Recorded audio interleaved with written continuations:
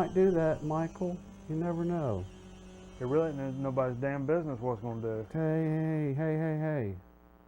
There you go. I got to get up there, get all. It's all coming together. I spent the whole summer 2003. Hold it.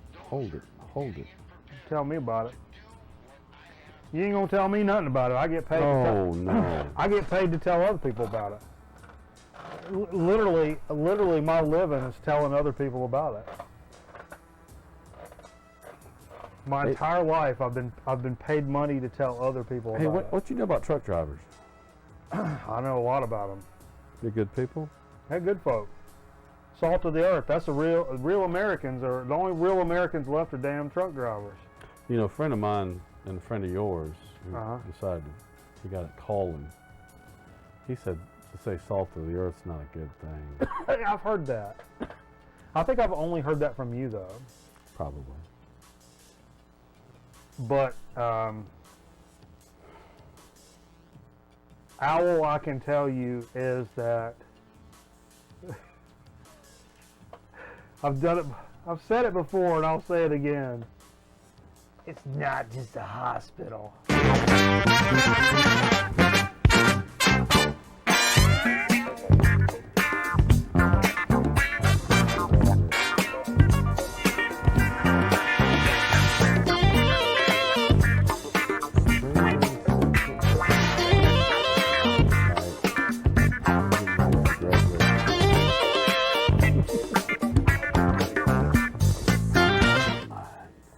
Tiger. I discovered. I have the tiger. Discovered things I should never discovered. You talking about butt play?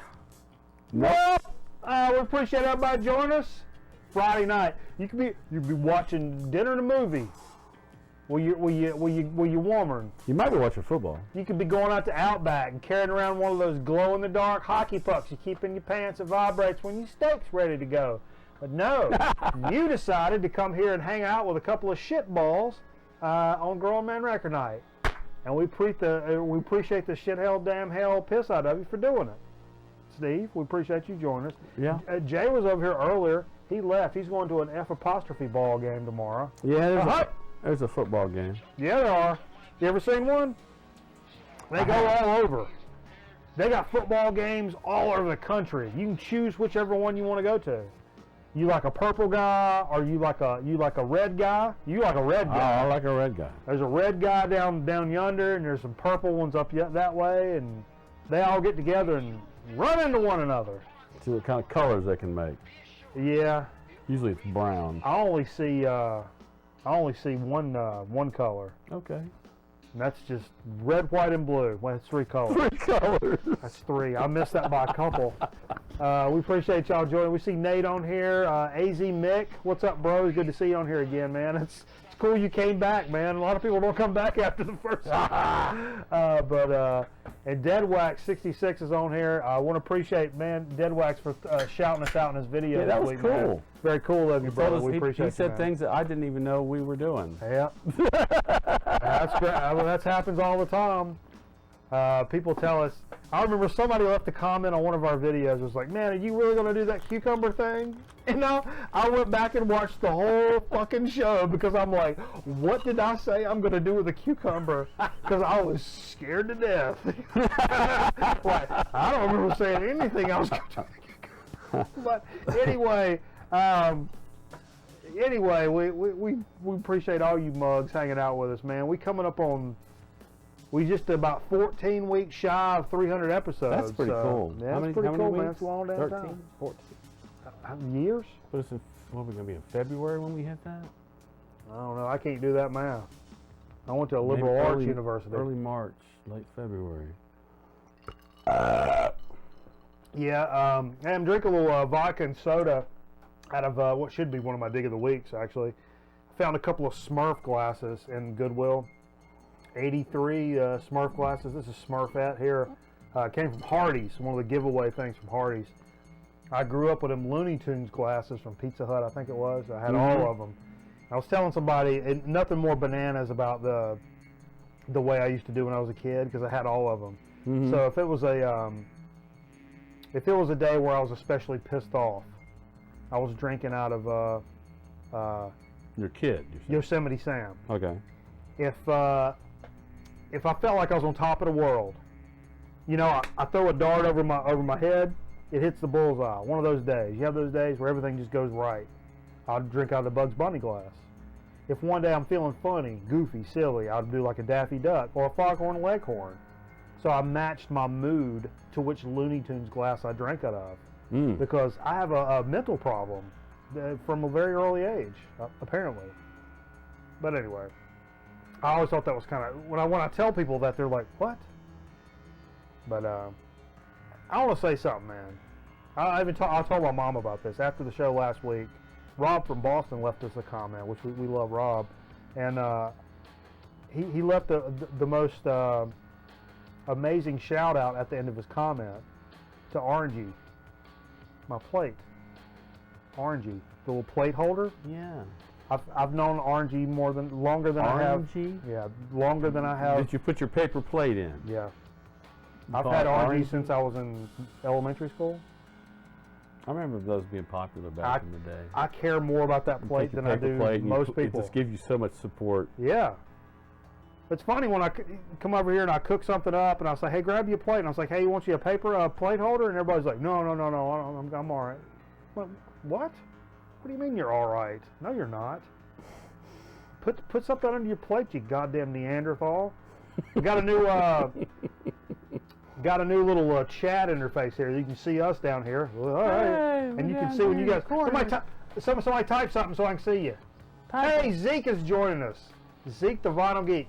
You know, Zeke, this is really inspired by our conversation on Thanksgiving, man. You're talking about, yeah, I'm getting, you know, I'm always crashed out by the time you guys go on live, and I'm like, yeah, I mean, we always say we're going to do shit early, and then never happens. It never happens, and it's like, damn it. And it's like, I'm sure we would get more people if we did that, because not everybody stays up till ass 30 in the morning on Fridays like we do. It's a long show. It's a long show, and, you know, but that kind of started me thinking, I'm like, why don't we do the show earlier? And the idea, also, maybe we wouldn't be quite as messed up. So maybe we'll try again next time on that one. But we'll have more time after the show to play some of the records that we've talked about. The What We Played stack would be a little shorter, but what we get to play afterwards on Twitch, I still haven't come up with a Twitch graphic. I need to do that.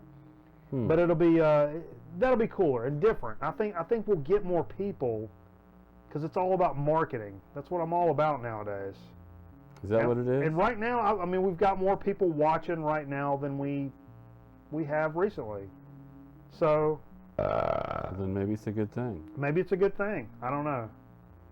We seem soberer. Well, shit, we're gonna have to fix that, Steve. Yeah, that's definitely true. No, I mean, and that's part of the problem is we get pretty wasted and the show ends up going 2 hours. It does. Cause don't get me talking now. During the week, I don't have a whole lot to say about anything, but well, a lot of times, sometimes. But you give me a shot of party liquor, and I'm looking for a rock to pull up and sit there and tell you about something. That's the beauty of liquid courage, my friends. But anyway, we're so glad to see all you guys on here hanging out with us. And VC's a special place with a lot of special people. We appreciate all you mug fugs for hanging out with us. Let's get into a little bit of news. Now, I got to get to my playlist here. I'll tell you, news-wise, I don't know nothing because I'm on vacation. Oh, yeah, you've been on vacation this whole week. All week. We actually got together and did some jamming. We did. And we're trying to record. We have teased this. Go back to our regular camera here. I'll do a little. We have teased this recently, but Jay, Steve, and I are doing a little jamming and some recording, and going to release some digital tracks coming up. Digital. On Bandcamp, but going to release some special edition cassettes. We're going to do a limited run cassette run of the stuff that we do. Possibly a VHS release later. We're still working on it. So that'd be something kind of cool. And we got 300 episodes coming up. So I figured the tape release would be kind of cool to do on the 300th episode. So maybe we can coincide it with, oh, sorry, I didn't mean to do that stinger there. I thought maybe we could coincide that shit with the 300th episode, but we'll see. we're going to try to record and put a lot of this to bed over Christmas. I got some time off. You got some time off. And yeah, I don't think it's the same time. We may have to track it. Nope. No track. We may have to track it. Steve Albini style. No track. But anyway, something interesting. And this I was digging through stuff that happened this week. This is pretty cool for the simple fact that you guys let me know how this audio sounds in terms of, like, is this music overpowering us, or are we overpowering the music, or whatever? You guys can always let me know that shit, because we can't monitor the way that we want to monitor, like we know how we want to monitor. How do we want to monitor? Well, see, now I can't find. Okay, look. What's that look like to you? A lot of eyeballs. Well, what's actually happening here, it's going to be this Sgt. Pepper's reinterpreted by jazz artists in this new double LP. Now, I'm going to read this article from Vinyl Factory. Beatles' iconic 67 album, Sgt. Pepper's 100 Best, being reinterpreted by 13 jazz artists and groups in a new album called A Day in the Life, Impressions of Pepper. Double album debuted as a Record Store Day Black Friday variant, but it's really coming out in January. It's coming out on Verve, which is crazy. What you hear on this record are not covers, but impressions of these iconic songs, which is cool. A small part of melody, a subtle bass riff inspired these artists to create something new, which is really cool. Okay. I like that better with iconic bands like Beatles, Pink Floyd, Zeppelin, stuff like that. If you're going to cover one of those songs and put it on, like, your own album, you better do it right. Right. That's not one of those you want to screw up. You know what I mean? You can screw up a Screaming Trees song if you want to do it weird on your album. You can't do that with Beatles, for instance. So anyhow, what really caught my fancy on this was Mary Halverson is going to be on this. Now, I've been following Mary Halverson. She's this chick guitar player, jazz guitar player, that I've been following for a long time. She played in the Trevor Dunn, Trio Convulsant that I saw open for Phantomos. Mm-hmm. And I'll tell you what she says about who took on with a little help from my friends. She says, my approach was largely based on memory and nostalgia rather than sticking closely to the original. I tried to focus on the feeling and the timelessness of the song inspires, relying on the power of the melody and the memory, and embracing distortions which may have arisen over time, which I think is fucking brilliant. Right. I mean, what she's saying is, like, I'm not recreating this song, this classic iconic song. What I'm doing is reinterpreting this over my memories of the song. Right. But let me tell you a story about Mary Halverson. Okay. She's a little skinny chick with glasses, like kind of horn rim glasses, playing jazz guitar, standing very motionless. She's playing with Trevor Dunn, who played bass and Mr. Bungle, in this Trevor Dunn Trio Convulsant. And they're playing some just avant-garde free jazz. And I'm there to see Phantomos with Mike Patton. She's playing bass? Guitar. Oh. Very good, excellent jazz guitarist.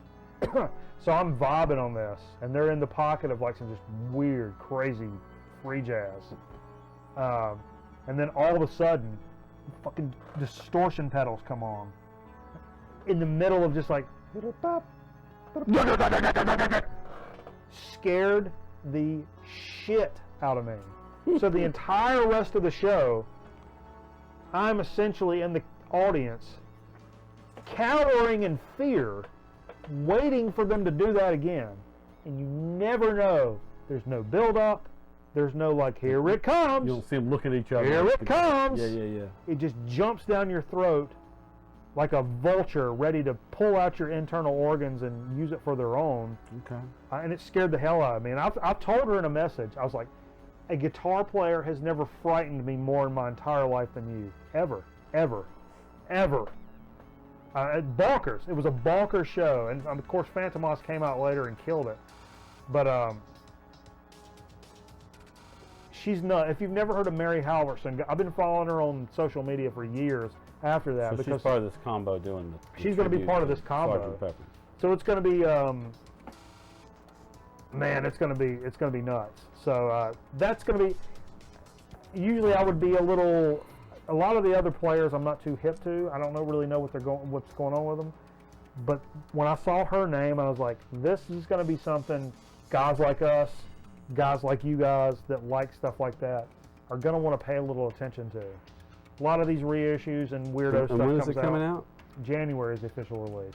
Apparently there's some stuff that was leaked last year. Yep, Fourscore on Black Friday. Record Store Day was a thing that came out. Also something I wanted to mention. Let me scroll on down here. You ever scrolled, Steve? Yeah, bro, I scroll. I get. I'm a scroller. I get compliments on a lot of. Sometimes I like just to click on down. A lot of my. Hey, look at there. Look at all them covers now. Oh, I just slid it over. See there? This company, this group. Who's this? Jerry Thomas? Jerry Davis. No. Jerry Dinkson. The Art Vinyl Awards are open, so they do this annual search for the year's best album cover, and you can see some of these in this shot here. And they're asking for the public to pick its top 3 favorite record sleeves this year. Okay. Whether you like the record or not necessarily. This is the 14th year they've done this. It's all about the art. It's all about the art. Sponsored by Storm Jurgensen. There's 50 sleeves to choose from this year, including art from Aphex Twin. You know, it's a big favorite of mine. Does Hypnosis still make album covers? I don't know. Mr. Fingers. I saw Suspiria in there. You can go to, let me see what the link is, artvinyl.com and cast your vote. You can vote once per day. So what, I know. Oh, I see Suspiria. Yeah, I see Suspiria that in there. hot pink and blue one. So what else we got there? Do you see anything you're familiar with? None of these really jump out at me. I love that offset like 3D Simple one on the Minds. bottom. That's Simple Minds. The bottom left corner where you get 2 or 3D glasses. Yeah. It might come to. Yeah, and the album may be trash balls, but the covers are cool. It's all about the cover. So I'm asking you guys, is there a record cover this year that jumps out at you art-wise? This year. That would be bonkers. I think the Suspiria's got a good cover. Aphex Twin was pretty cool, but I like the Yob cover too. I think that's kind of cool. And Sleep, not necessarily for the cover with the astronaut, but when you open up the gatefold, and it's that breakfast table. Yeah, that's It's got the weed in the bowl with the bacon and the eggs and stuff. I think that's pretty cool. It looks like Tres Hombres. That's the big breakfast, right? Yeah, it looks like Tres Hombres with the tacos, but it's like breakfast and weed. So I thought that looked kind of cool too. So I don't know. If you guys have one that really jumps out at you, leave us a comment. 2018 release, though. Or if you're on YouTube, bro, first of all, smash that like button. Watch us! And hit that subscribe if you're not already. We're pushing toward 500 subscribers. Good luck. The goal. Good luck. I'm just saying, we're at like 340 something. I'd love to hit 500 by the end of the year. And I'll buy it. I think maybe a little word to that man right there. Possibly. I'll buy everybody a pancake. Y'all. Little Jesus album covers across the way.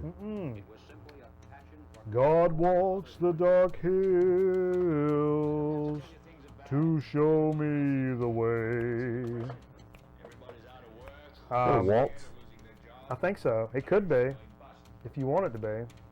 All right, killing that one. What else we got? Tupac. This is a huge thing for a lot of people. He's not dead. The Greatest Hits. It's a double LP. It's coming out. Coming up. It's originally pressed on Christmas Eve in '98. It's a double LP of 21 of the most successful tracks, plus a lot of like versions that were not released, like like they normally do with stuff like that, like some tracks that were like not released, or like different versions, or blah blah blah. I'll be honest, I'm not a Tupac fan. I'm a casual hip hop guy. Tupac, I just had this conversation with a girlfriend. To me, Tupac always seemed like such an asshole. Even more than like... What's going on? I don't know. That's still... Even more than like normal, like arrogant hip-hop guys. Tupac seemed like an asshole to me.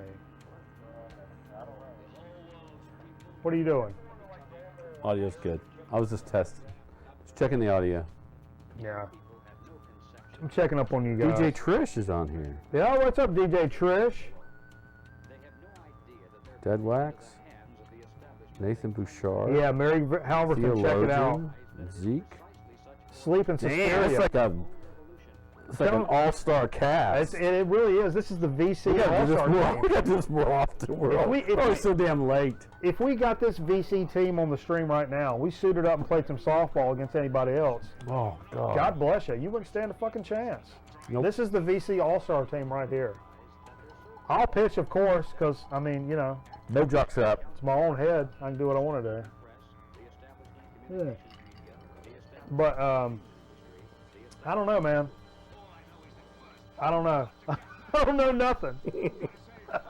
What else we got, Steve?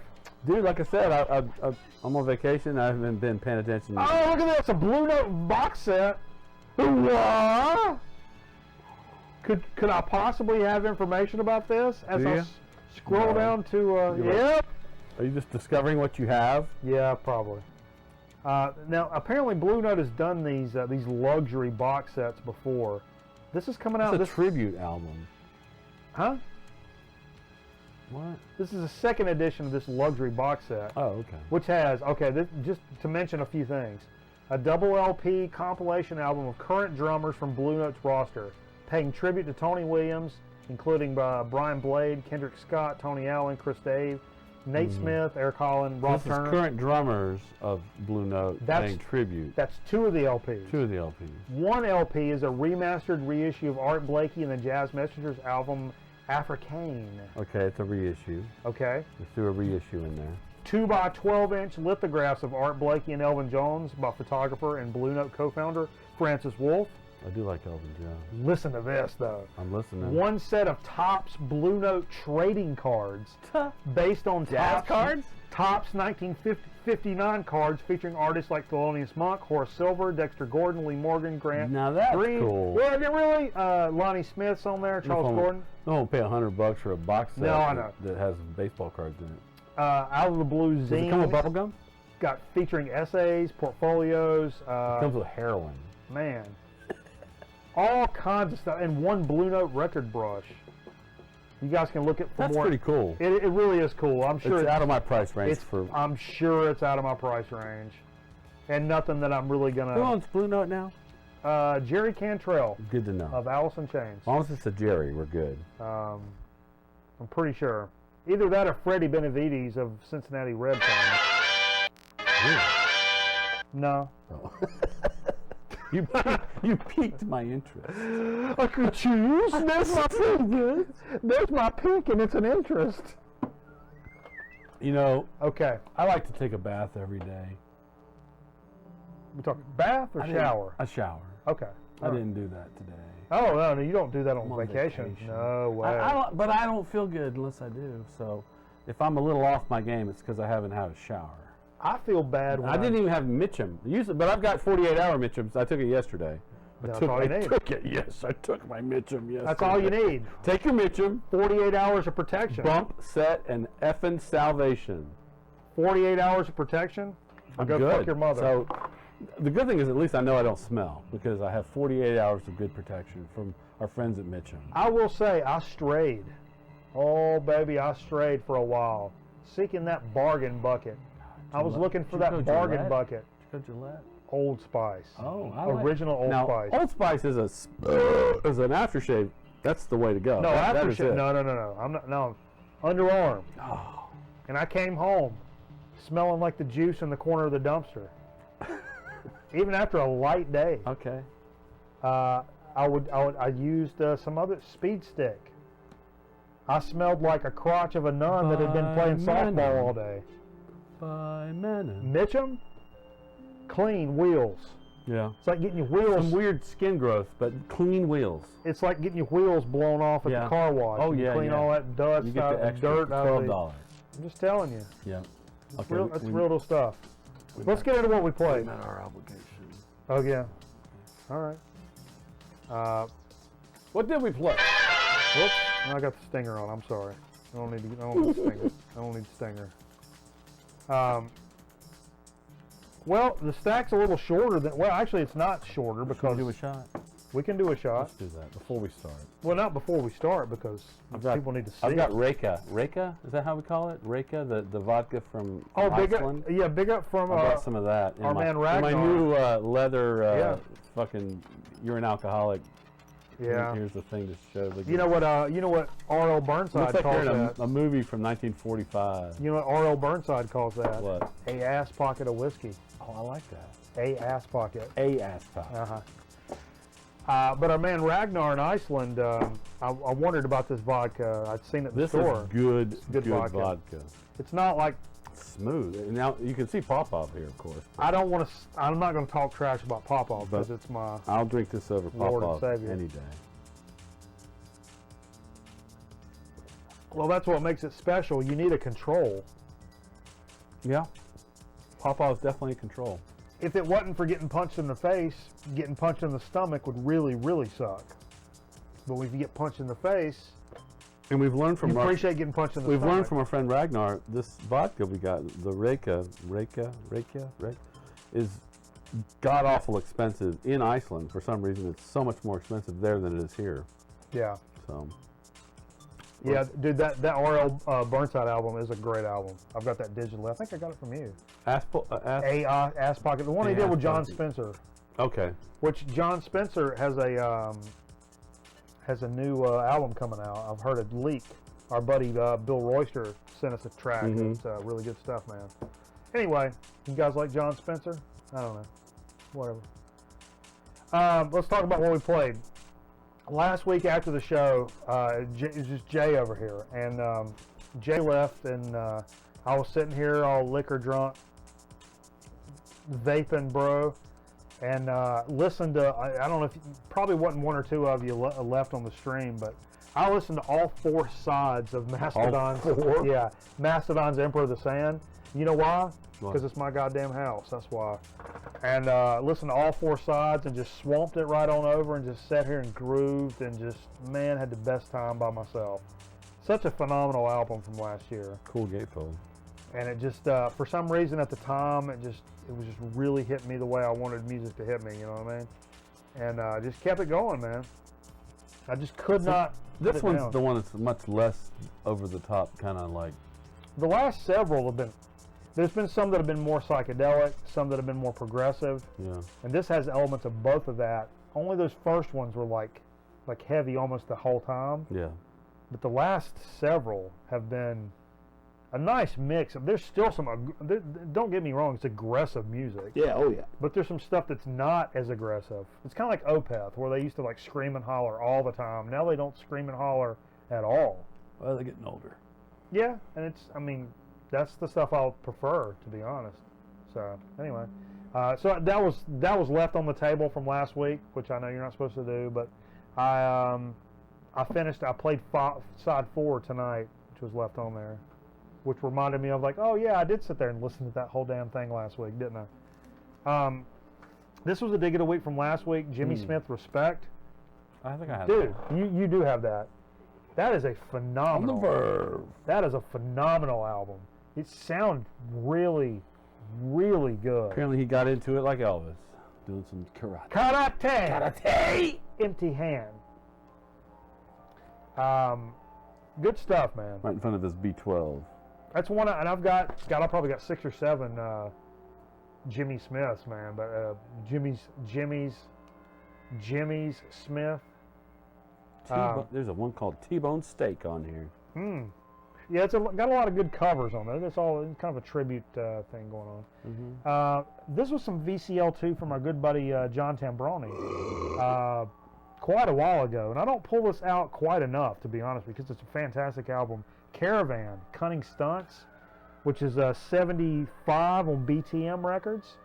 I always thought they were real clever with their album titles. Yeah, right, they were a little. Cunning Stunts. This was, you know, it's a little lower key than a lot of time. I say that. There are moments on there. There are days that I would say this record may be a little slow for record night. And there are other times that I'm just like, why the hell do I not play this record every other week?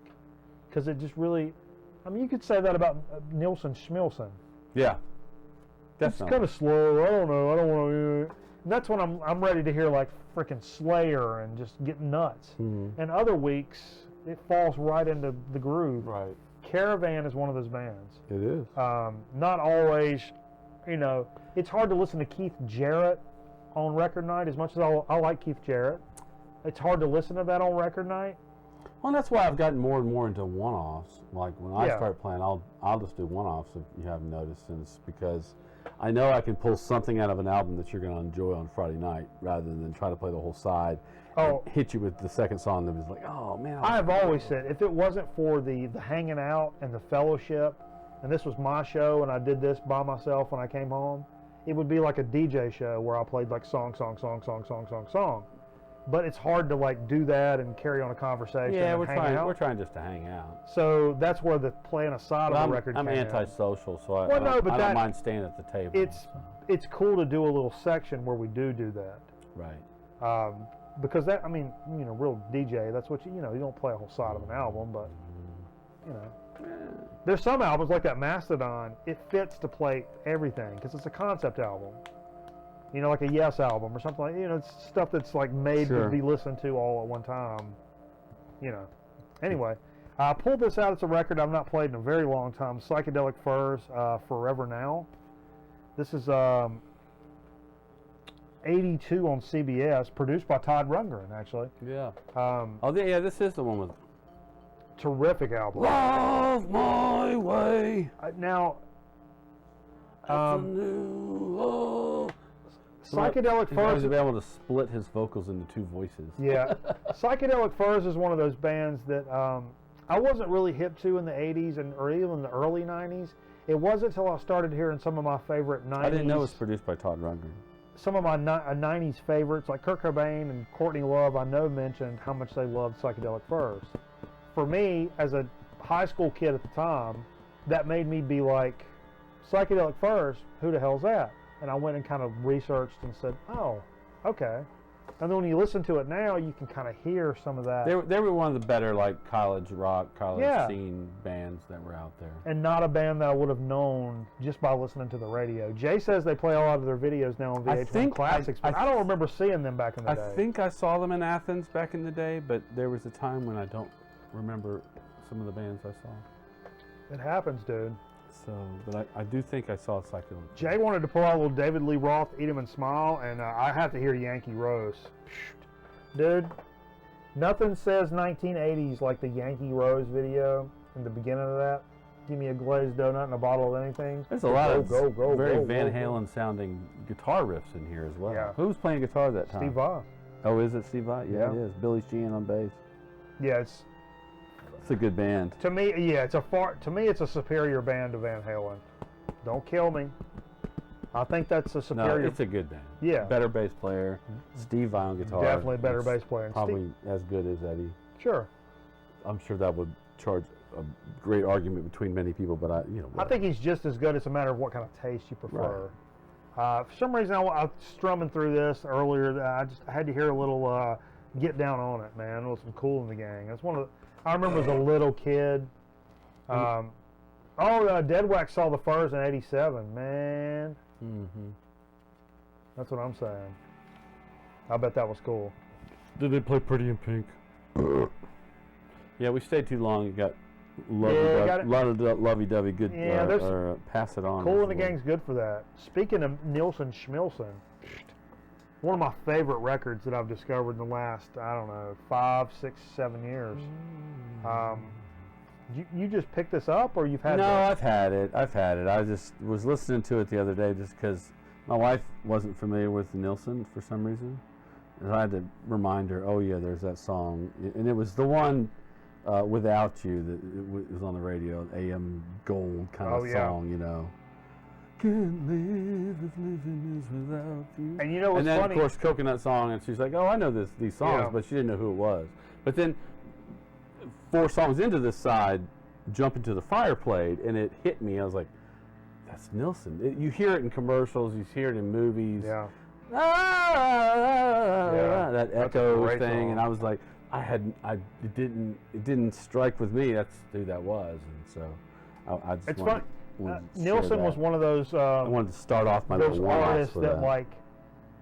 I can totally attribute collecting records to me finding out or knowing anything about Nilsson, and then becoming sort of what I call in record terms, micro obsessed. Mm-hmm. So for 2 months, that's like the only records I give a fuck about. Right. And I go 8 out of my way trying to find all of them. So overpay for them, you know, that kind of thing. So we heard "Jump Into the Fire," and then from there it was a little off of "Outlandos de Amor," Masako Tanga, which is just an instrumental piece. Has a very African sound to it. Yep. I don't have that one. I can't remember where this falls within the. It's like "Outlandos de Amor," "Regata de Blanca," and the other one. Rico Suave. Yes, thank you. Synchronicity. No, before that. All of them. So then I thought I saw after one that everyone hates, Greta Van Fleet from the Anthem of the Peaceful Army, put one on that doesn't sound like Zeppelin, strangely enough, because I just think everybody's so mad at them for what authors are saying. Talk about a recently polarizing album. So I really don't get it. Mountain of the Sun was the track we heard, and it sounded pretty damn good to me. Yeah, this is a great album. I've not really given it a chance, not because I didn't like it, but I've just not really went down this road recently. And when Steve pulled it out and played it, I don't expect people to do it. It's a great band, great sound, sounds good. I just wish people would quit writing about them being the next Zeppelin, because it's not helping them at all. Well, and you know, there's a lot of record collectors. It's a good band. They have a retro sound. There's a lot of record collectors, just like any hobby that's where you get, again, like micro-focused on things. And like you said, the funny thing is what you said is what I was thinking about this song. It sounded more like Rush. His voice sounds more like Geddy Lee than it does like Robert Plant. Totally. So, fuck all that other shit. It's a good band with a guy with a high roof on his mouth. So, yeah. From then a little The Wall Redux. Oh yeah. And I wanted to play "When the Tigers Broke Free" off of here because it's not on the album, as you know, the original. But it's a really cool version by. Tigers Broke Free is not on the original. No, it didn't make the album. It's on the one that I have. You have a CD then? Yeah. Okay. But it wasn't on the. No, it's not on the original release. I did not know. It never made that. It's on a blue vinyl. It was Year of the Cobra was the band who recorded this. This song. Year of the Cobra is great. It's a. This is a great album. If you don't know what this is, it's The Wall. It came out a couple weeks ago. The Wall, redone by a bunch of like doom metal, stoner rock / sludge bands, including the Melvins, AKG. Is it AKG? ACG. ACG. Out of Wilmington, North Carolina. Greenleaf, Domcroft, the Slim Kings, Worshipper, Sasquatch, Sergeant Thunderhoof.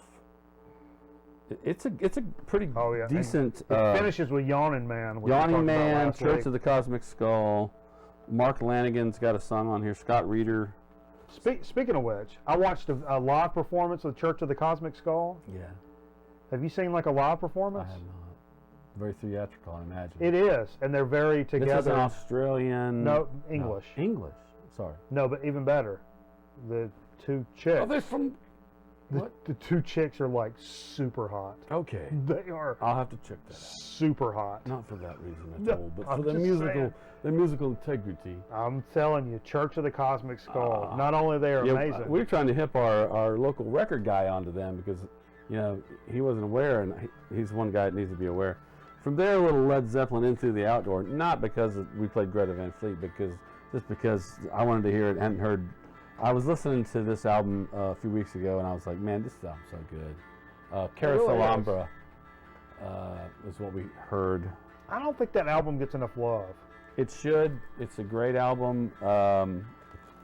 It's a John Paul Jones special, basically. Yeah. Jimmy was kind of overdone with the big H, and so John Paul plays a lot of keyboard, but the bass lines on this album are just incredible.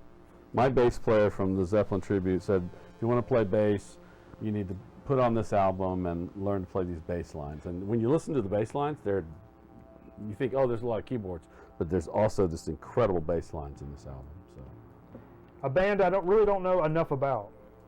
I don't either, but I know I like them. I discovered him in a sidebar on YouTube one day, his LCD sound system, and I love it. It's a great, like, party time kind of groove thing going on. Excuse me. I think it's a New York band, and I can't remember what we listened to, but it was, that's probably Tribulations, I think was the name of the song. This was their first album? Nate says Spirit should sue Greta Van Fleet for ripping off Zeppelin, who ripped off Spirit. There you go. From 2005, this album was their first. I think I have two of their records now. Cool. Moving on, a little British, I don't know what you call it. Ambient rock? No. It's Krautrock? instrumental psyche, neo-psyche music. I don't know what you call it. Strangitude from Osric Tentacles. 1991. This shit's amazing. This is a reissue from, I think, 2011 maybe.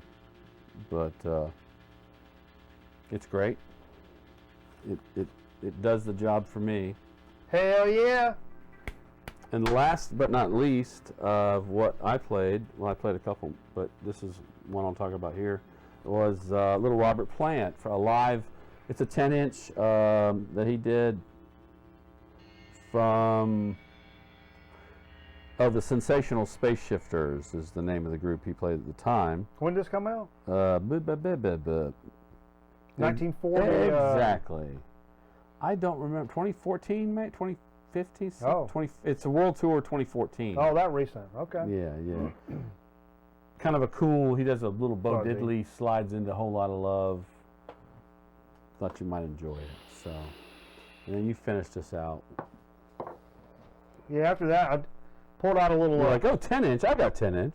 Queens of the Stone Age, Era Vulgaris. 3 10-inch album that I picked up at my first record show. 3 in there? I think so. Wow. Is it 3? Maybe not. 2 with a flap? Isn't that cool? Mm-hmm. It was brand new. It was a 2008 or 2000. I want this album. 2007 or 2008 album. Oh, there's E and F. Yeah, there's 3. And I bought it brand new at a record show just a couple of years ago. I'd say couple, it's probably 4 or 5. And you know, it was cool to buy it. And it was still 5 years old, sealed probably at least. Very cool. Not my favorite Queens, but not my. I don't. They're not always just a trio, right? Or are they? No. No. It's No. like it's Josh Homme, Troy Van Leeuwen, and Joey Castillo. Okay. So anyway, that's I've not pulled that out in a little while, and we played one side of that, and then I used Exotic Skates from Harold Faltermeyer, which is it's from Fletch. Yep. If you know when Fletch is wearing the long beard and the long on thing, the beach, and he's roller skating at the beach, bomb, bomb, bomb, bomb, bomb, bomb, bomb, bomb, bomb, bomb. I played that. The B side of that is Stephanie Mills' "Bit by Bit," which is the credit song at the end of it. Yeah, that's the hit. That's the credit. One thing or another. Everybody knows this movie so well. Yeah, especially me. It's Fletch. Especially me. Motherfuckers. So I just always have that ready on hand. That's all we played. That's all we played. So that means it's time to get into a dig of the week type situation. Oh, okay. You said you got some stuff, Steve. Well, I've been away, so when I be away, sometimes I come back with stuff. Oh, let me get something out of the freezer before it freezes. Okay. All right. Well, you want to talk about what you got? Oh, that's okay. Well, there's a problem with that. I got that. Yeah, I do too. That's the problem. Really? Yeah. You got it? According to you, I didn't have it.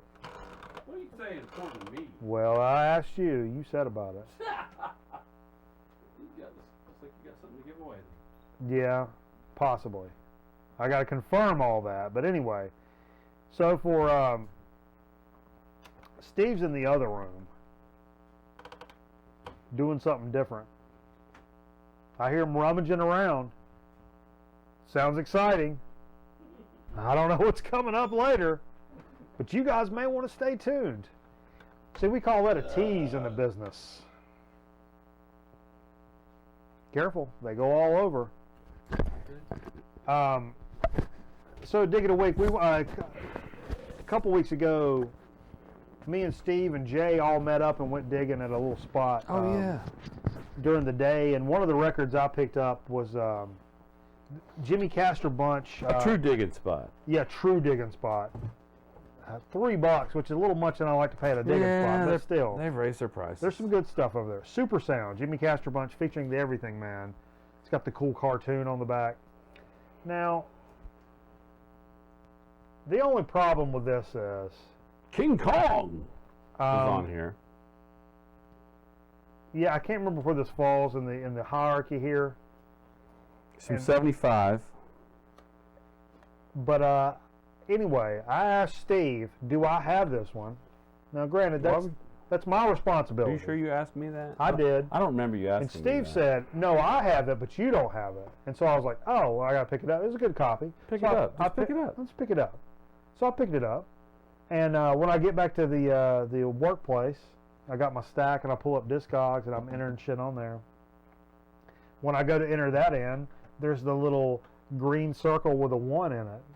Like, there's one of these in your collection. So could you not have just gone to Discogs and seen that you already have this?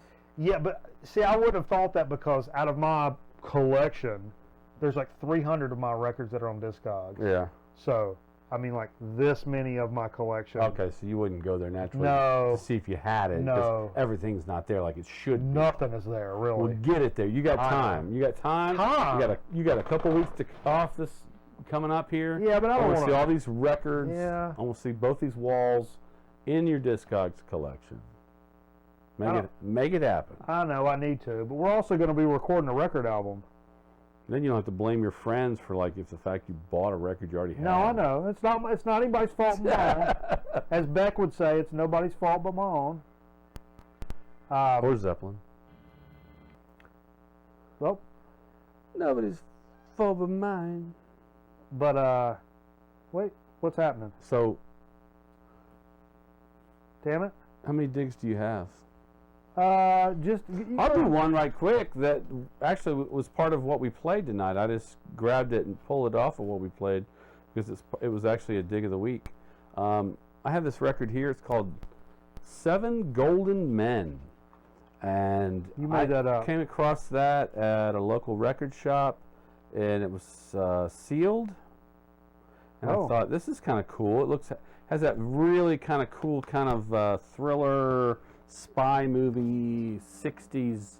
This is from 1965. The movie is an Italian crime comedy film directed by Marco Vicario. This is neat. A film about a bank heist follows a gang of men and one woman. I don't know why they decided to write that, but cool soundtrack, very kind of jazzy, has a little Gary McFarland at times. It does. It really does. And that kind of premise reminded kind me of a hip jazz 60s thing going on. when I was in film school. But it was sealed. Yeah. And when you listened to it, it was the first time anyone on earth had listened to this record. I mean, I used to Hope call you that. enjoyed it. I used to call that first time you, first time me Oh, good. We For our karate- should build a graphic for that. for our Karate Kid fans. Okay. You know, it's what? Yeah. What were you talking about? My dig. That record. Spy movies. Nope. Vinyl. Yep. Dig of the week. Damn it! I had something to do with that Now record. the show is where it needs to be. We don't know Yep. what we're talking It about. only took us till 11:38. See, now we're right in the wheelhouse. The wheelhouse of forgiveness, and forgetfulness. forgetfulness. But anyway, Damn it, I had something to say about that. That's all right. Don't worry about it. What else you got? I picked up at that same digging spot, Relayer.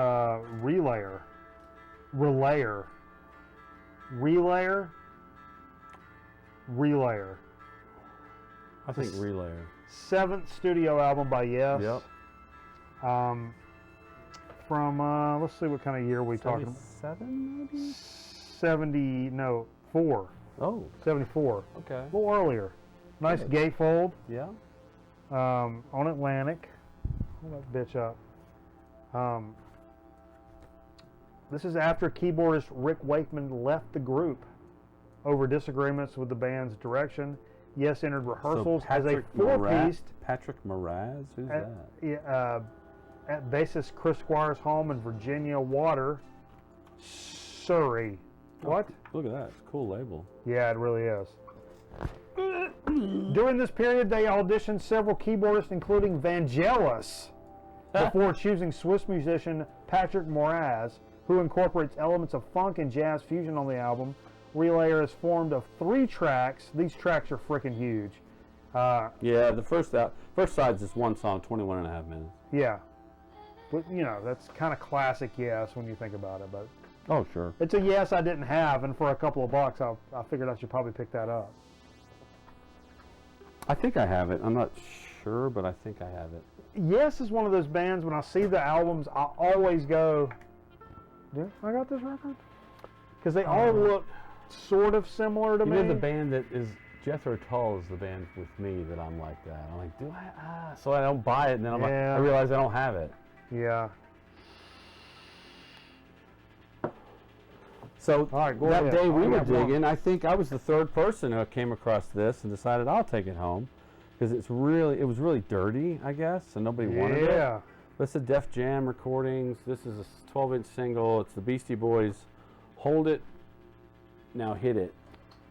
And I cleaned it up, and it's in pretty good shape. It's a little poppy or dirty, but hell, it was $3, and I was glad to pick it up. Does it play okay now? Yeah, it plays fine. Oh, that's cool. I kind of ruined it with. I just doused it with cleaner, even on the label, and I didn't give a shit. So it was bad. Sorry, guys. I ruined the world of collecting with this cleaning this record. But what I like about this song, which I wasn't familiar, it was from '86, off of License to Ill. Right. I think it was their first single release or whatever you want to call it. It's got Kimmy Blaze on here. Hey Leroy. Yeah. It's got the little sample from Jimmy Castor. I didn't know Bunch, that's where it was from. Which Jimmy Castor was what you were just showing, and blaming me for you buying it.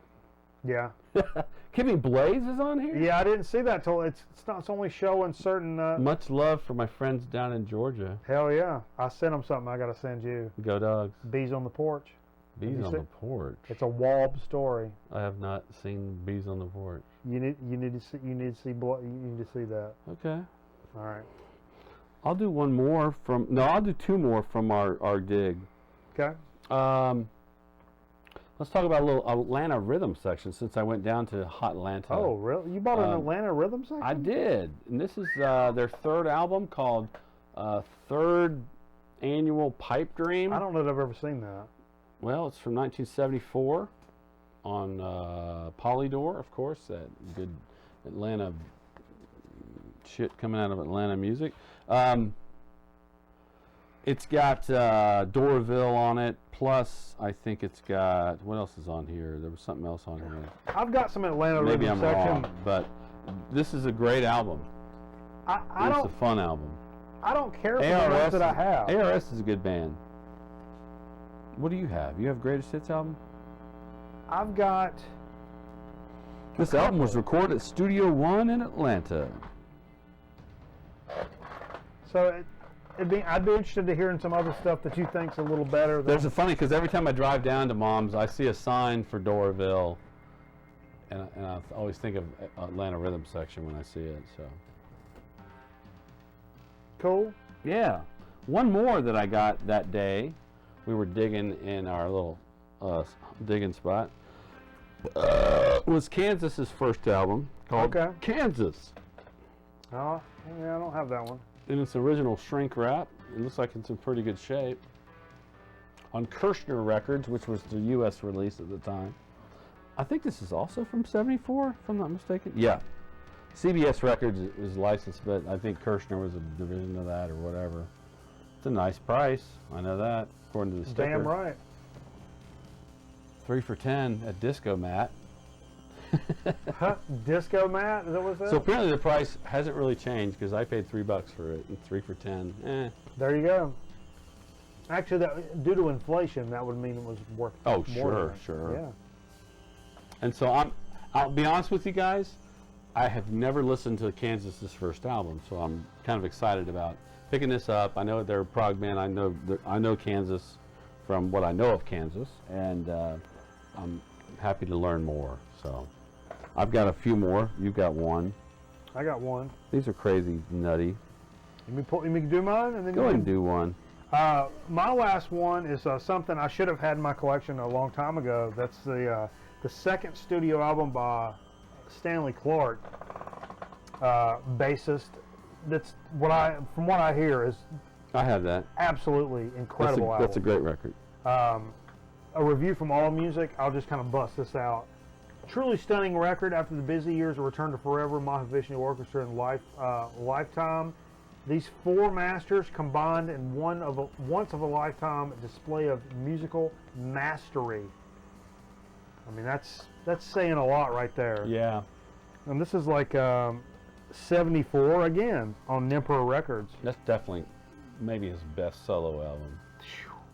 I thought I had this, and then it's one of those that I see it so much that I've brought it and played it. Yeah. You probably saw it and thought you had it. So, but now you have it. I got it. Hey yo, Tony's got the mots. Nemperor, not Emperor, but Nemperor. No, Nemperor. Yeah, this is a good record.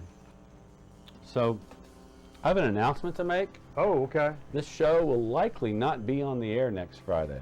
No, it won't. We will not be doing the show next Friday. And why is that? We are all going down to Raleigh, North Carolina. Grown Man Record Night is all moving to Raleigh. Field trip to Raleigh. Not Raleigh, but we're going to Chapel Hill. Chapel Hill. Carborough. Carborough, sorry. Just west of Chapel Hill. You want to meet us there? Yeah.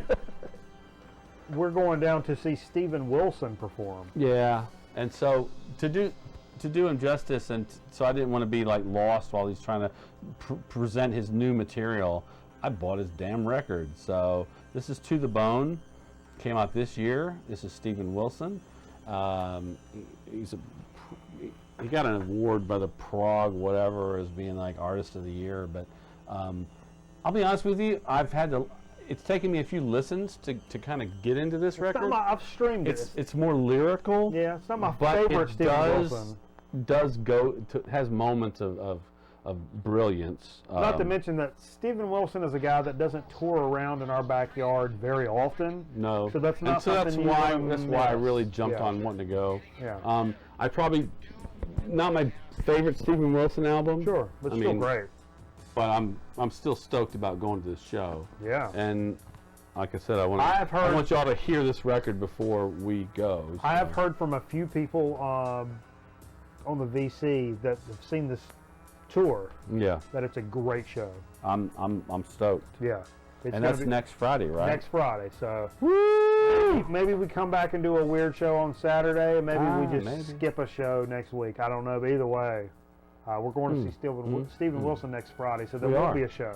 So one thing we did while we were all down in Atlanta, my family, I took my girls and my wife to see Bohemian Rhapsody, the movie about Queen. And I learned a lot that I didn't know, but I also really enjoyed the movie. And I think some people haven't enjoyed the movie, but they're probably not Queen fans. If you like Queen, you're probably going to enjoy this movie. It's just one of those movies. And it's been mixed. I thought it was really good. And I think my favorite Queen album is going to be Night at the Opera, which has Bohemian Rhapsody on it. But there's a lot of other good stuff on it. And it's one I didn't have. And I just happened to be an underdog yesterday, and I was like, my daughter has informed me that since we saw the movie, and because I did the Queen show with the Vagabond Saints, which is a local band that pays tribute, and they bring on a lot of singers. We did a Queen tribute a few months ago before this movie came out, and so I had to listen to it a lot while I was taking the girls to school, so they had to listen to a lot of Queen, and it's a great band to listen to a lot of, and I picked it up, and so it's great. I love it. Here it is. Now they have reissued this year. This is not one of the reissues. I think it's this 2011 reissue, which sounds great. Wonderful remastered sound. I think I've got like one Queen. I should have a lot more than that. Yeah, I can hook you up. Slap. Keep going. I got two more. While I was in earshot the other day, this was in the used pile. Had a decent price on it. It's The Cure. I don't have any The Cure. Jay's a big fan of The Cure, right? No, it's The Cult. Oh. Every time anybody in the VC posts anything from The Cure, I tag Jay, because I used to say, "You're a big Cure fan." He's like, "No, The Cult." Robert Smith, right? He's like, "No, damn it." This is from, what year was this? 1989. No. Disintegration, the 8th album from 1989. Did you say that? That's exactly what I said. You never know. Of your own records, you don't know what year they came out. Damn right I don't. The record marks the return to the introspective and gloomy gothic rock style the band established in the early 80s. And this is a great record. It's got pictures of you. What else has it got on? Love Song, Fascination Street. Yeah, this is a great record. It's a double album, and was glad to pick it up. Hell yeah, dude. That's a good time business. Last but not least, another King Gizzard and the Lizard Wizard. Oh, another one you didn't have. This is from Hippo? You had said, hey, they got a new hit. Then there were some new ones. Willoughby's Burrow, whatever that. Yep. Some of those reissues were there, but this is used. This was on the wall while I was. That's the free one, isn't it? This is the free one. Yep. It wasn't free for me because I got it on vinyl. It's not free on vinyl, but this was a what do they call this? It was released under an open source license. The band did not sell copies of the album, uploaded the master tapes online for anyone to use. Yep, on their Bandcamp it was click and download it. Polygon Wanaland. I think that's the best way to say it. I thought you already had this I didn't have this one. I didn't have it on vinyl. I do now. I don't have the crazy colored splat vinyl that they, came out with. This is a just straight black one, but this is great. I love it. That may be the first King Gizzard I really listened to. Maybe. Yeah. Kind of gets you in the door. Yeah. And then you can't get out because you don't know which way because you took some psychedelics and you're really troubled. Your mind's That's against troubled. the wall, Steve. Bye. Came out in 27. It was their 12th studio album of that year. Now, how many did they do? It was last year. They did 7 in a year. 7 in a year. This was part of. It might have been part of that 7. Because it was 2017 when that album. I've been emailing Tool for a few years. I'm like, look, I'll send you pictures of my dork if you just release the album, and got a band like that. What album? Their album. Are they working on something? Years. It's a record company thing. It's not that they're taking that long. Jay, man, Jay will put it out. It's a record company. Well, you can always open it. Let's record it. Just pick it up. Just put it out there. Pick it up. So that's all I got. Oh, that was quite a bit. That's a lot of stuff. There's some good stuff there. You can always catch up with these episodes on our YouTube channel if you're not subscribed. Please go to our YouTube channel, like and subscribe. Sometimes I've been there. That's how I pay my bills. That's how I pay my bills. This show is not. That's how I pay my bills. What do you call it? Monetized. This show is not monetized. No, we're not monetized. It's free for the world to see. It's punk rock, motherfucker. We're not monetized. It's punk rock. So anyhow, we're gonna take a quick commercial break, and still gotta do chips and soda. Yeah, we got a good chip chat and soda speak coming up your way. So take a quick break. You gotta go piss. You gotta run outside and piss. Go run outside and piss real quick, and come back, and we'll see you here in a few minutes. here on this laser awesome, just laser etched perfection episode of Grown Man Record Night. And if anybody's got any just hot sisters with big ass titty balls, send on some pictures, because I ain't afraid of that. Any of your sisters that just look good about it, do me a favor. Go on and just, well. You better be good. You better look straight. Cause you really want that 128 Commodore New 128. You'll use it for your homework. You'll use it to get A's for English, math, and science class. And it's fun to hack around. Tell your folks you need a higher intelligence at a lower price. Commodore New 128. There's a great new taste you can't put down. Conn's corn dogs, they just hit town. Hey, Mom, we want Conn's corn dogs. Corn dogs. Conn's hot dogs and cornbread, heat and eat. It's a meal on a stick that can't be beat. Hey, Mom, we want Conn's corn dogs. Corn dogs. Get them at your store in the hot dog section. Conn's corn dogs are pure perfection. Hey, Mom, we want Conn's corn dogs. Corn dogs.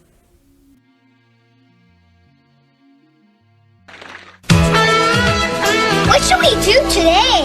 Have a picnic. I'll be Michelle and hide instead. Jesse, is Michelle with you? No, DJ Steph, is she over there? Not here. Duh. Guess we'll have to eat without her. Hey, they'd never do that. Just doesn't seem like a picnic without Michelle. Danny's Family from the Full House collection. Jesse's Family is sold separately from Tiger. Next on Primo, it's taco time for the Sheriff on TV Sheriff's HD Roundup.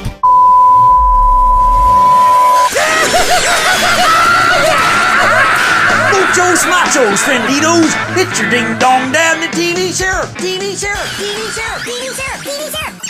HD Visual Jet Sticks.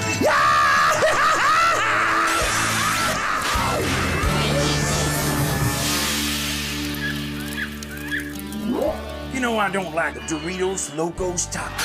This scary like shaky logo text screen is laden with some right spooky hidden messages. With a Conte taste of visual jet.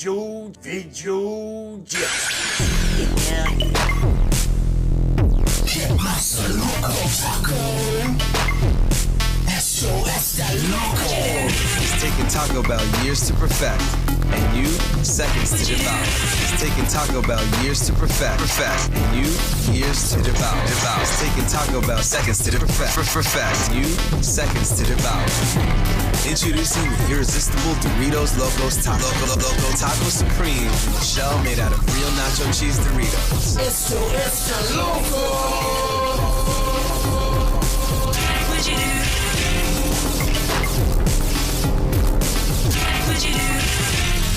Just when you thought all the really good ideas were taken. Introducing the new Doritos Locos Tacos. Taco Supreme. Just when you thought all the really good ideas were taken. Introducing the new Doritos Locos Tacos.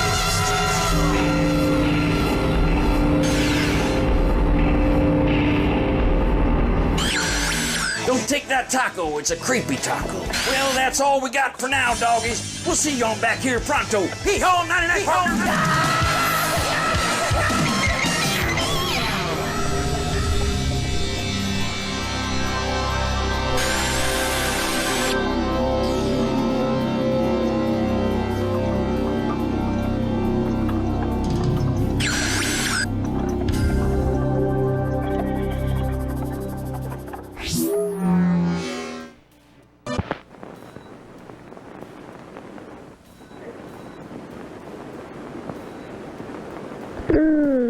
Nesta.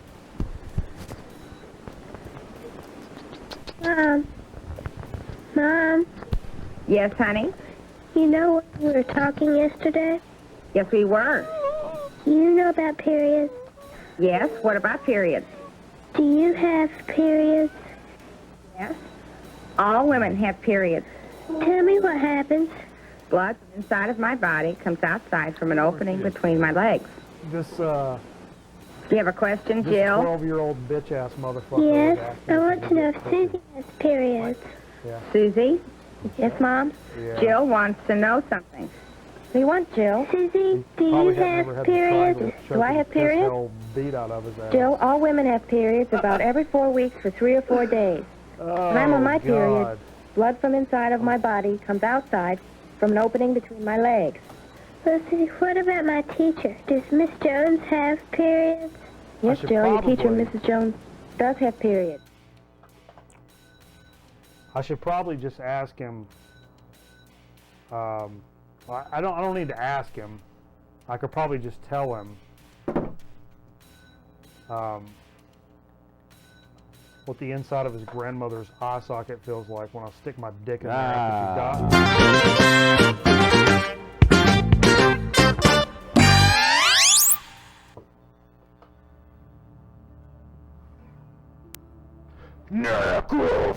Necrophilia!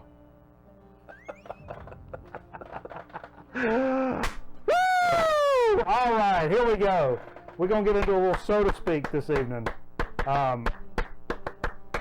When I was down in Atlanta, Okay. my good friends at the Coca-Cola Company, Oh, watch out. a Oh, sorry. Coca-Cola thing. Yeah, I think it slowly has become a Coca-Cola thing. No, it's actually Dr. Pepper 7-Up Dr. Pepper, Okay. Plano, Texas. I believe you. But they had a lot of flavors that we have not done. I was torn. I could have. Why didn't I buy both? I don't know because I I'm don't know. stupid. But You tell me, They had a Steve. watermelon and a peach. I was like, I was like, well, I'm going to Georgia and I'm coming back to North, so I'll bring the peach because it's Georgia. So we got Crush Peach.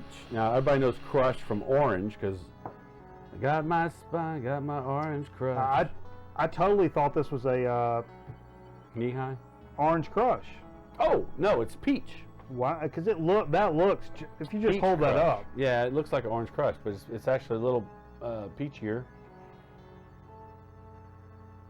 Mm-hmm. So that's what we're trying here. Okay. And This is promising. I'm looking forward to it. One sip of more sugar than I've had in a year, probably, but Oh my. you like that? Just close your eyes when you drink it. Close your eyes. Oh, like a fuzzy navel. I can taste the skin on that peach. Yeah. Oh, that's peachy. That's good, man. Really good. That really Got a little bit of tartness to it. God, you can feel that the rough, peach, the skin of peaches. Yeah. That's what I'm saying. It tastes like that. I mean, it doesn't put hairs down your throat, but But it feels like it. Yeah. It doesn't, but it feels like it. And that's an actual compliment to the soda, because it feels that much like a peach. yeah, when the flavor, which was manufactured in New Jersey with chemicals, can actually make you feel like No offense, Trish. you've actually putting the skins of a peach down your throat. Yeah, That's really- a good thing. Yeah. Boy, that's good. That's a good soda. They're doing a good job of that. Good job, Crush. Good job, Crush. Let's get it in here one time, everybody. Get in here one time, everybody. All right. You think that would go with vodka? It'd go with it. Don't ask me about it now. It'll go with it. It'll go with it. A fuzzy navel. That fuzzy navel. A fuzzy Ciano Jolly is what that is. Hello. Where are you going with that? That's my kitty cat's name. You're going to the front office is what you're doing. I know. I've been up there before. Well, we got us a little. Drinking Terrapin, by the way. I always decided this season, I'm always drinking an Athens beer if the dogs are playing. Yeah, And that's a good idea. This is Terrapin Brewery out of Athens, and they make a damn good beer. This is High Five IPA, a California style IPA, which got that citrusy thing going on. Can't drink that. Why not? Carbs. No carbs. This is good. They're recreation. I'll Yeah, say like- The two Terrapin beers I like the most, and I do like this company, is the Recreation IPA. You can't go wrong. Recreation IPAs are good across the board because they don't fill you up. It's a session. It's a session, yeah. And this High Five, which has got that California citrusy thing going on. So now we into chips? Yeah, we're into chips.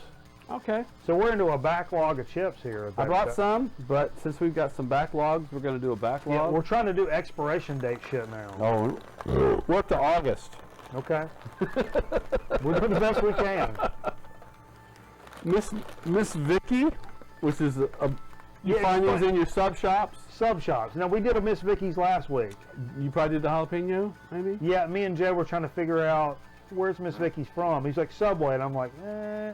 It's also like, I think Jimmy John's. No, it's not just Subway. No, Jimmy John's does a different one, because that's what I thought, but it's not Jimmy John's. I think, I know you get these at Firehouse Subs. Okay.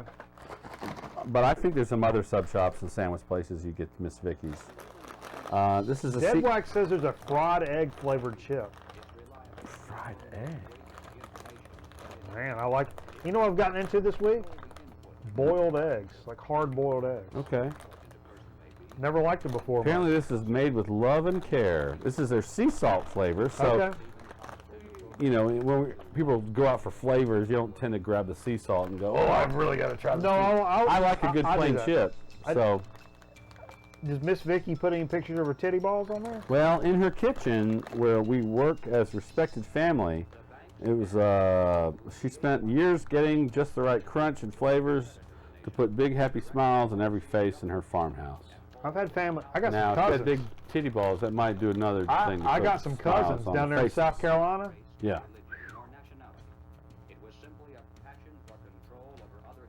What do you will say about that? What about your cousins? No. No! Is there one cousin that... There's a couple of them. Okay, now. What are they doing now? I don't know. You better not fall asleep first. That's all I'm telling you. 300 pounds more. No. No. No. No. No. Okay. They better not fall asleep. That's all I'm telling you. It's a whole different ball game down there. The good thing about Miss Vicky's chips, I'll say this: there's only a few potatoes, vegetable oil, and sea salt. That's it. So this is going to taste like ass because it's August 25th, and there are no preservatives in here. Oh, don't think about that now. Hey, Bill's Box of Sound in here. What's up, Bill? Oh, Lord. Good to see you, brother. All right, let me put a little third up there. Oh, I got the stinger going. I'll take it back. Try one of those chips. For August 25th. So it's a kettle chip. It's a kettle. That saves it. Yep. The kettle preserves it. Yep. Oh. Good. Tastes like a Charles chip. Yep. But Charles didn't do kettle. Charles wasn't kettle? No, Charles wasn't kettle. They were more like Lay's. Yep.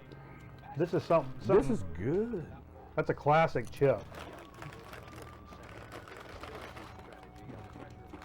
It's only chips I eat all week now. Yeah, like, keto man over here. Like a heroin addict sucking on these things. Oh, good. Very good. Very basic. So if you're gonna have your sandwich has all the shit on it, the sauces and the flavors. It's a good chip to balance. This is a basic bitch chip. Basic bitch. Or what I call the cameraman special. Okay. Cameraman loved a small ingredient list, basic things. This really falls into that category. That is fantastic. You got to do a shout out to Reykjavik, Lucky Records in Reykjavik, Iceland. I'll tell you what could pep these up even a little bit more. What? Especially a small bag like this. Drop you a little black pepper in there. Inside the bag? You can put anything in there, really. Yeah. Like I baked some potatoes today or yesterday to go with some meatloaf I made. Potatoes? I baked them, broiled them, but right before baking them, I tossed them in a bunch of cumin seed. Cumino. So you can put flavors. You can flavor this any way you want. That's why I used to be a big proponent of the no salt added chips. And so during the week, I would drop them out on my plate, do some black pepper, or the Bojangle seasoning, or Old Bay. Or take that stuff you put in the mac and cheese, the Kraft mac and cheese. Yep, we've done that. That powder. Put those on your chip. We've done that too. Don't tell your dad. Yep. If you don't, I will. Wow, what a show. Well, I think that's all we got for a show, guys. We'll see you in 2 weeks. Huh? Look, it's 12:09 and we're finishing the show. That's crazy. Isn't that crazy? What time we start? We're at 1 hour and 26 minutes. Still. But anyway. We still can't do a short show. We can't do a short show. We can do an earlier show. We can do an earlier show. We can't do a short show. I mean, some of that is the garbage at the beginning that I'll cut off, but okay. You know. Hey, all these shows are going to end up on our YouTube channel. Please go there, like, subscribe. We're trying to pushing toward 500 subscribers. Keep up with us during the week on our Facebook page and our Instagram, which I've been just really neglecting to do anything about. Oh, boo. I know I've been really slack on the pictures Instagram. of your dong. I know. I should be putting stuff up there, but I've been bad about it. I've been bad like this motherfucker right here. I talked to him yesterday. That's bad. So anyway, like we said, we're going to do the Steven Wilson show next Friday night. We could come back and do a little surprise show on Saturday. I don't know what's going down the pipe, so that may not be a possibility. We'll be back in the studio. We may be in the studio recording some stuff, so I don't know. Hopefully by then we'll know that George is in the playoffs. Possibly. Go Dogs. Or possibly Notre Dame will be in the playoffs. No, fuck you. It pisses me off that your fucking team doesn't play a game on championship Saturday. Don't have to. Fuck y'all. That kind of legacy, you don't need Fuck y'all. Or when you fuck legacy. When you stomping motherfuckers' asses, you don't need to. There ain't no stomping going on. We've been stomping. We've been stomping. We'll stomp your ass. We've been stomping. We stomped your ass. That'll be a good game. Stomp your ass last year, we'll stomp you again. That'll be a good game. All right, we'll see y'all. We'll see y'all sometime, or rather. And now, Carl jumping on a trampoline. Woo!